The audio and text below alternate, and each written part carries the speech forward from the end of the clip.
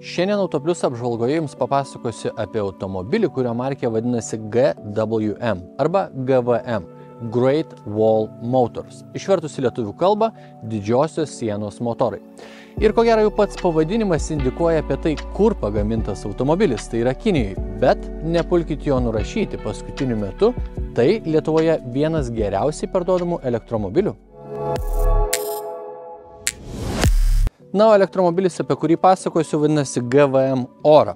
Automobilis varomas tik elektra, dugne sumontuotos 48 kWh baterijos, kurios teoriškai valta paskaičiavimais viena įkrova mus galėtų nuvežti iki 310 km. Galia siekia 171 arklio galią, varantis ratai priekiniai, nuo kaip jau supratot, jokio CO2 čia nėra. Tai yra pirmoji ir kol kas vienintelė šio modelio karta, jis startavo 2020 metais, Europą pasiekė 2022 metais ir automobilis yra iki šiol pardavinėjamas naujas. Įdomu tai, kad būtent Baltijos šalis tapo viena pirmųjų šio modelio rinkų Europoje. Automobilis galėtų turėti dvi baterijas, mano minėta 48 arba 63 kWh. Tiek vienu, tiek kitu atveju automobilis turės 171 arklio galią, tiesa, su mažesne baterija nuvažiuos 310, su didesne 420 km viena įkrova VLTP skaičiavimais. O automobilis gali priimti iki 64 kW krovimo, vadinasi nuo 20 iki 80%, kaip dažniausiai žmonės krauna, pakrautumėte jį per maždaug 20-25 minutės. Šis modelis taip pat dalyvavo ir Euro NCAP saugumo testuose. Pasirodė puikiai, pelnė maksimalų 5 žvaigždučių įvertinimą ir tapo saugiausių modelių savo klasėje 2022 metais. O čia jau yra ko didžiuotis. Tai jeigu nori tokio elektromobilio savo, kaip visada siūlau užsukti autoplius.lt, naudoto automobilių skiltyje jau turim keletą tokių automobilių, o jeigu norite įsigyti naują, tai aišku galite pasinaudoti autoplius.lt naujų automobilių katalogų. Na, o dabar pažvelkim į automobilio kėbulą, kuris bent jau iš pirmo žvilgsnio man pasirodė labai mielas. Mini Fiat Porsche žibintai, nežinau, galvokit iš ko norit, bet akivaizdžiai jie iš kažkur pasiskolinti. Man labai patinka dienos ledai, kurie eina aplink pagrindinį žibintą. O jeigu galvojat, kad čia mes jau apdaužėm automobilį, tai neapdaužėm. Kiekvienoje pusėje yra po maždaug 5 cm ilgio štai tokia keista apdaila. Automobilio ilgis 4,24 m, prošvaisa 12 cm. Tai ir ilgis, ir aukštis akivaizdžiai yra skirtas tik tai miestui. Daug detalių čia tikrai nėra, bet automobilis gali turėti dviejų spalvų kėbulą. Tai bus vienos spalvos stogas, kitos spalvos pats kėbulas. Ir ratai startuoja nuo 18 colių ir baigėsi ties 18 colių. Kartais džiaugiuosi, kad gamintojai ant kėbulo nepridėjo jokių netikrų duslintuvų, tai dabar nepridėjo nei duslintuvų, nei žibintų. Arba bent jau jų nesimato, kol jų neįjungi. Tai man pakankamai gražiai šita dalis atrodo, ko gero akiai reikia priprasti prie to, kad ant kėbulo šonų nėra žibintų, bet iš principo atrodo tikrai neblogai. Dar turim ir didelį spoilerį, o ko gero pagrindinis minusas man šitoje vietoje yra tai, kad mes neturim hatchbackui jokio valytuvo ir man išvažiavus iš salono jau po pirmo pusvalandžio norėjusi tą langą nuvalyti. Atsisėdus į interjerą nori sakyti, kad jis jaunatviškas. Gal dabar taip ir neatrodo, nes turim gana įprastas spalvas, tai juoda centrinė konsolė, juoda sėdynės ir šviesias lubas, bet, pavyzdžiui, centrinė konsolė galėtų būti žalia arba raudona, o sėdynės baltos, tai tada tas jaunatviškumo pojūtis tikrai atsiskleistų. Bet kokiu atveju ir šį kartą man dizainas labai patinka, turim labai tokią gražią pailgą oro pūtimo angą, dar su sidabriniu apvadu, turim mėlyno siūlo ant centrinės konsolės, duris persitas mėlynu siūlu labai gražiai, lygiai taip pat beje ir sėdynės. Tai bendras vaizdas toks, negaliu sakyti, man jis tikrai patinka. Pažiūrėkim į kokybę. Čia labai minkšta, ir čia minkšta, šiaip stebėtinai geros medžiagos. Ir netgi centrinės konsolės viršus yra visur minkštas. Aišku, čia jau prastesnės kokybės medžiagos, bet čia gana įprasta. Dabar patikrinkim, kokia situacija čia. Nepasakysi, kad made in China. Kalbant apie sėdynės, tai dizainą ir spalvą šiek tiek minėjau, apie tai nebesiplėsiu. Man patinka tai, kad jau standartinėje komplektacijoje abi priekinės sėdynės yra valdomos elektra, šildomos, tiesa, nei viena iš jų neturi atminties. Bet elektra jau yra labai neblogai. Jos gerai prilaiko mano nugarą, įvažiuojant staigiau posūkį, bet apatinė dalis mano šlaunis prilaiko jau prastokai. Tai ko gero važiuojant į posūkį staigiau, jau norėsis ar vienoje ar kitoje pusėje tiesiog prisilaikyti su koja. Ir kitas dalykas, kas liečia patį sėdėjimą, tai patogiai atsisėdęs, sukdamas vairą su kaire ranka, kartais pasiekiu savo kairę koją. tai ko gero tokiu atveju tektų jau tą vairą paskelti viršų ir to 100% komforto nebūtų. Bet šiaip tai situacija tikrai nebloga. Kalbant apie technologinį pažangumą, pradėkim nuo multimedijos ekrano.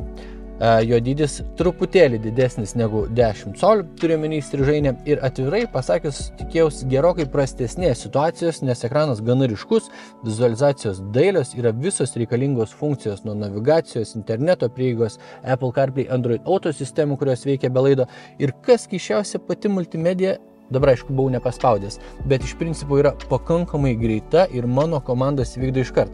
Ko gero gal vieną minusą galiu įžvelgti tik tai tame, kad jeigu labai šviesu ir labai stipriai šviečia saulė, kartais dar truputėlį norėtųsi tą ekrano ryškumą padidinti, nors dabar jis padintas iki maksimumo, bet tai problema bus tik tai retais atvejais.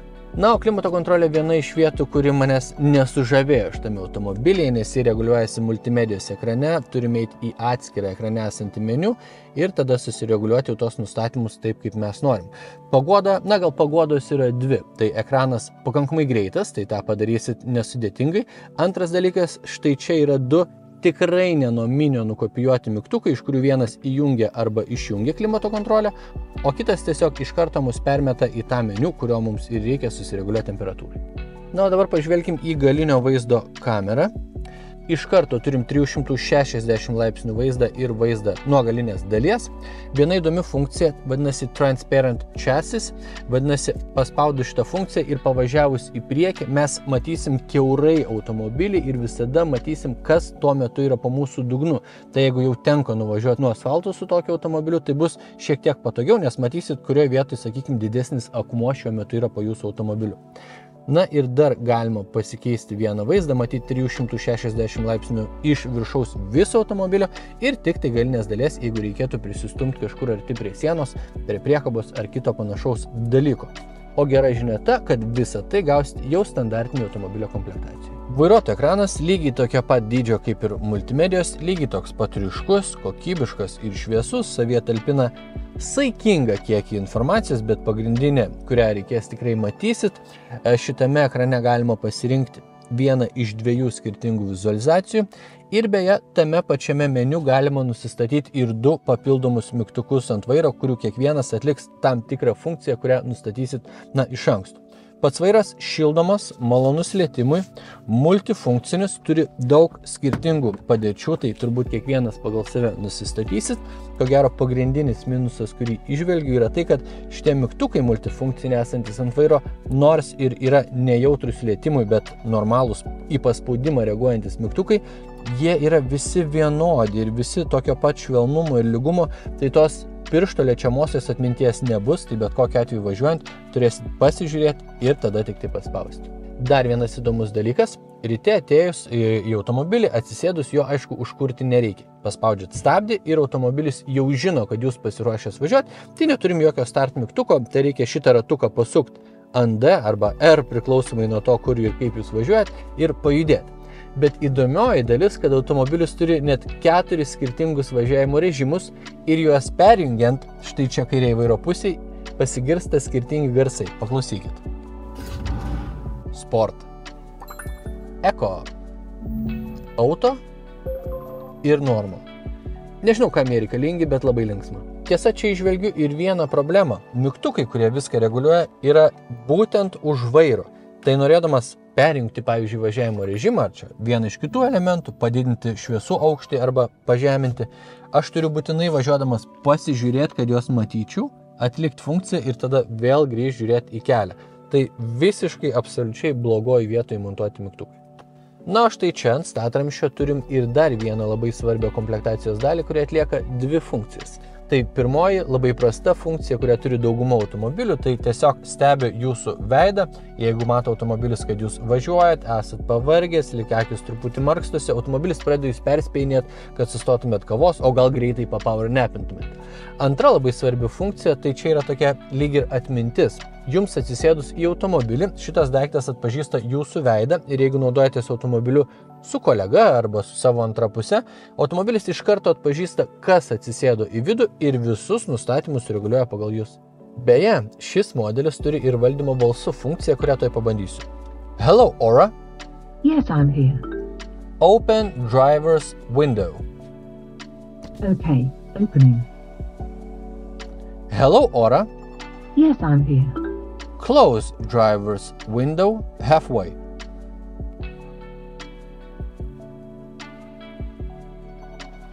Šito turbūt nesuprato. Pabandykim dar kartą. Hello, Ora. Sorry, please say that again. I am cold. Got it. Increasing the temperature in driver area to 22.5 degrees. Padidino šildymą mano pusėje. Žodžiu, ne viskas idealu, bet panašu, kad didžiąją dalį dalykų automobilis gali atlikti ir balsu. Na, o dabar dėtuvės. Tai duryse turim po tokio vidutinio dydžio dėtuvę. Priekiniai daly tikrai tilps ir didesnis vandens butelis, o gale lieka šiek tiek mažiau vietos. Toliau turim vieną dėtuvėlę akiniam štai čia, kairėje vairo pusėje dėtuvės nėra. Čia turim vietą pasidėti telefonui su bevėlių įkrovimo funkcija. Porankį, kuris gana siauras, bet pakankamai gilus. Štai čia dar viena vieta pasidėti telefonui, 2 padelių laikikliai, 12 V jungtis, 2 USB jungtis ir nei vienos USB-C jungties. Čia truputį crazy naujam automobilį. Sąžiningo dydžio dėtuvė štai čia. Ir dar vieną dalyką norėjau parodyti, tai raktelį. Pakomentuokit, gražus jums tas raktelis ar ne. Dabar atsėdau galą pažiūrėti, kokia situacija čia ir pradėsiu nuo lango, kuris atsidaro iki pat galo, kad geriau mane matytumėt. Tai vietos mano kojom ne tik, kad užtenka, čia sočiai, čia labai daug vietos. Aišku, ta vieta yra, dėl mažos bagažinės, bet iki to mes dar prieisim. Galvai vietos irgi sočiai, ko gero lieka apie porą centimetrų, mano ūgis 1,84 m. Tai jau indikacija apie iš tikrųjų daug vietos. Transmisijos tunelio mes neturim, tai čia nėra labai sudėtinga migruoti vieną ar kitą pusę. Tiesa, kažin ar per vidurį norėčiau sėdėti, nes čia ta vieta tokia ne pati patogiausia ir plus jau mano plaukai pradeda liestis prie lubų. Už kiekvienos sėdynės po kišenėlę viena ir vis dar USB jungtis, tai visam automobilį neturim nei vienos USB-C jungties. Turim porankį su 2 podelių laikikliais ir Isofix vaikiškos kėdutės tvirtinimus, kurias reikia atlupti tiesiog iš sėdynės, bet bent jau nieks nepasimes. Bagažinės talpa skamba gana juokingai, 228 litrai, bet nustebinsiu jūs, tai ne mažiausia bagažinė segmente, Mini turi 211 litrų, bet kalbant apie rimtus konkurentus, tai pavyzdžiui Volkswagen ID3 turi net 385. Šitą daiktą nuimsiu, jis mums kol kas nereikalingas. Bagažinė dviguba, čia yra įvairių vietų susidėti turbūt laidam daugumoje, gal dar keletui daiktelių ir daugiau čia nieko neturim, bet geroji dalis ta, kad sėdynės nesunkiai atsilenkia ir net kelnių aš neišsipurvinu jas atlenkdamas ir tada vietos gerokai padaugėja. Tiesa, dugnas netampa lygus, tai krovinį stumdyt ar ten galų gale lengvai pasnaust būtų sudėtinga. Išvažiavęs į kelią pradėkim nuo valdymo mieste ir čia iš karto noriu pasakyti, kad automobilis turi puikų vieno pedalo važiavimo režimą, kuomet važiuoju tik su akceleratorium, kol jį spaudžiu automobilis greitėja, kol laikau lygiai automobilis važiuoja vienodai, jeigu atleidžiu kaip šiuo metu, jis pradeda stabdyti. Ir tas stabdymo intensyvumas yra būtent toks, kokio norėčiau. Ir šitas elektromobilis, kaip nedidelė dalis jų, sustoja iki 0 regeneruodamas. Tai reiškia, kad jeigu atvažiuodamas prieš sankryžą pakankamai taikliai atsileisiu akceleratorių, man net nereikės naudoti stabdžių pedalą, automobilis pats sustos, tada vėl paliesiu tą patį pedalą ir jis pajudės. Tai ilgainiui tai tampa ne tik įprastu važiavimu, bet ir įdomiu tokiu žaidimu prieš sankryžas. Plus, staigiai neakceleruojant ir staigiai nestabdant, mes važiuojam saugiau. Tiesa, ne viskas yra rožiam klota.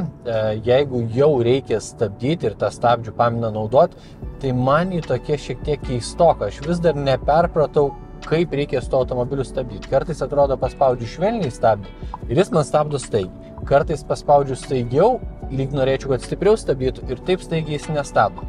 Tai čia vienas toks niuansas. Kitas dalykas, kaip toks mažas automobilis, jis turi gana didelį susisukimo spindulį, kuris siekia 11,2 metro. Pavyzdžiui, Volkswagen ID3 tik tai 10,2 metro. Bet aišku, ID3 yra varomos galiniais ratais ir čia kaip ir viskas paaiškinta. Na, o kas liečia komfortą, tai GVM Ora nėra labai malonus automobilis.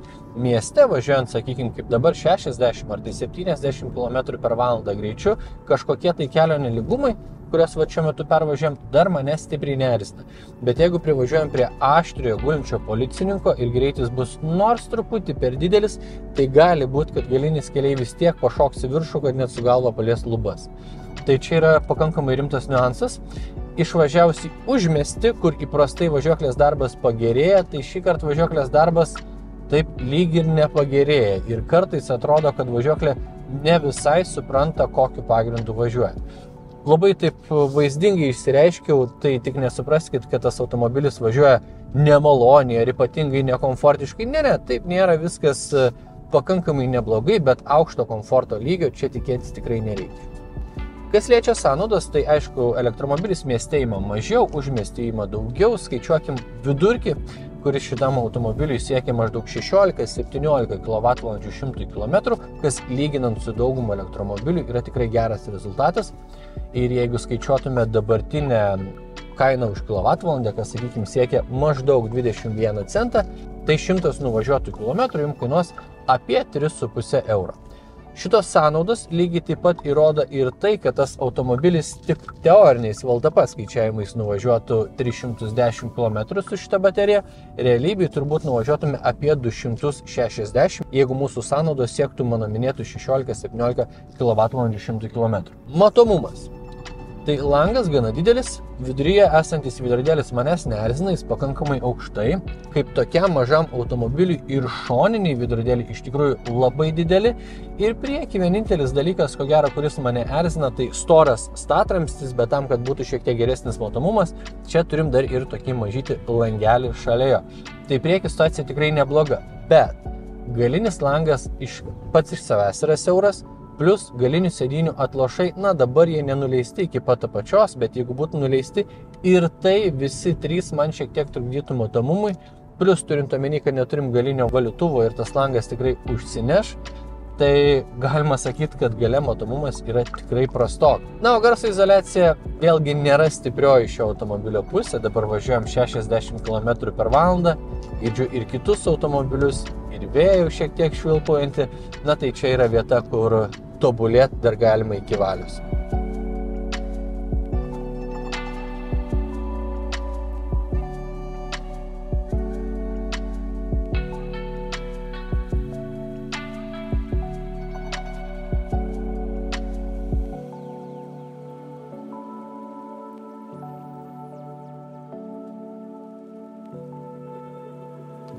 Taigi, ar verta rinktis naująjį GVM Ora? Na, man užkliuvo maža automobilio bagažinė ir prastokas komforto lygis, bet iš kitos pusės jis stilingas, už savo kainą duoda gana gerą nuvažiuojamą atstumą vieną įkrovą ir ta kaina man labai patinka. Jis startuoja nuo 27 000 €, bet naujam automobiliui mes dar galim pasinaudoti 5 000 € valstybės skiriamą subsidiją, kada galutinė kaina tampa jau tik tai 22 000 €. Už naują elektromobilį nuvažiuojantį 300 km. Tai mano galva jį išbandyti tikrai verta. Bičiuliai, kaip visada, ačiū, kad mus žiūrit, neužmirškit užmesti laiko ir užsukti mūsų socialinius tinklus. Iki!